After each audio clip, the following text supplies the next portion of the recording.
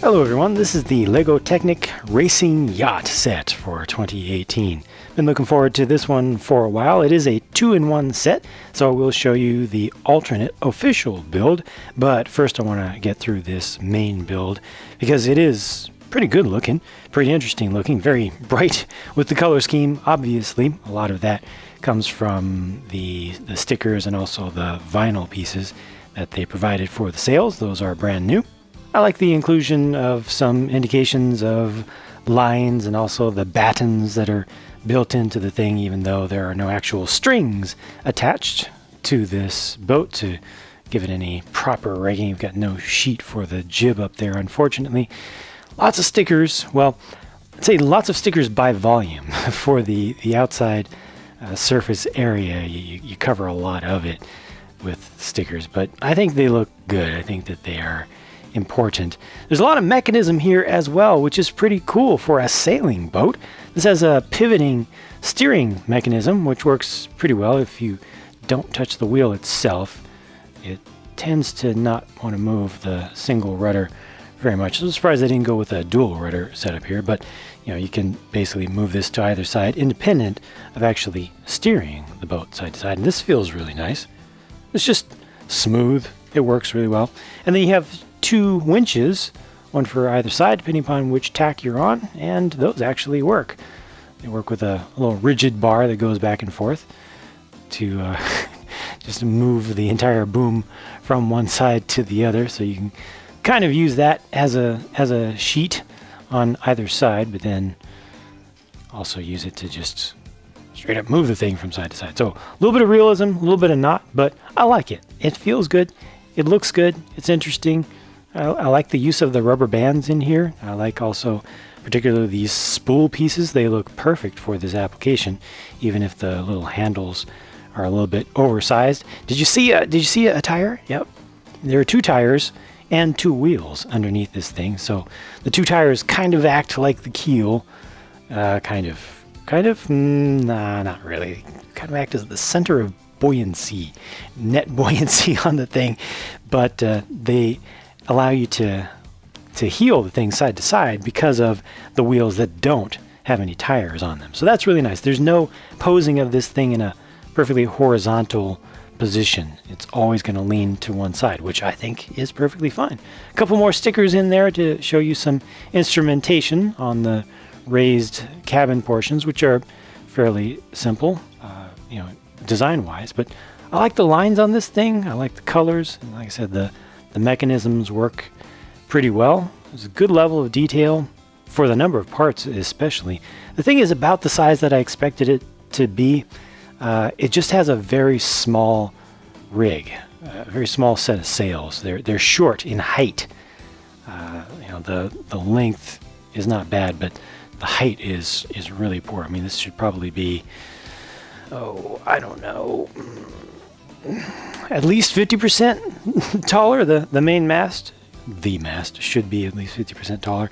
One other thing that I don't like about this is that it feels a little bit rickety. I think that would be the most appropriate word here. You just see a lot of little parts, a lot of sub-assemblies moving around, and they move around fairly easily, and they kind of rattle. It just bugs me a little bit, but of course when it's on display, it's not an issue. It's not an issue for play if you want to actually pilot this thing around a little bit. And it's not a durability issue. It's just from how few connection points that they actually use. It's not a very solid build, which is perfectly fine, but just wanted to point out that that is something that you can feel that you might not readily see. So, yeah, overall I'm pretty happy. Just needs a taller sail, set of sails, and I think it would be pretty close to perfect, actually. If for any reason you're wondering if there's any storage space in the cabin, no, there's not, but that's okay. I like the shape that this creates from the side. Wow, that is a nice secondary build. This thing is almost as large as the primary build. It does use most of the pieces, leaves just a couple of few large pieces behind and a handful of really small ones. It's got to be one of the closest secondary builds to the original build, or the primary build, that I've ever seen in terms of its size and completeness. This still has working features in it. Let me get this thing spin around so you can see how wide it is. It is a catamaran setup. Obviously, it's using the same sails, so that gives you the scale right there. And yeah, they've got the little winches off to the side this time, still using rubber bands for the mechanism. I'll get you in closer. So there's that. Yep, still working basically the same, just slightly different ratio, but it's really close. It does the trick. It's pretty nice. And then instead of a single rudder, so this one did go with the dual rudders, and I think these are supposed to represent tillers. That's a little bit of a miss there, but it's okay given given how good the entire thing is, how good the entire thing looks. Got a couple of kind of bucket seats basically off to the sides for your sailor or sailors, at least one at a time. I guess this could be operated by a single person, but I would expect it to be operated by a couple. Once again, they've used the tires on the underside and wheels off to the side, so it's always heeling over. So there's off to one side and there's to the other side. It's kind of subtle. One thing that I don't like about either of the builds is the fact that it's really designed to only work with the wind coming off the starboard side.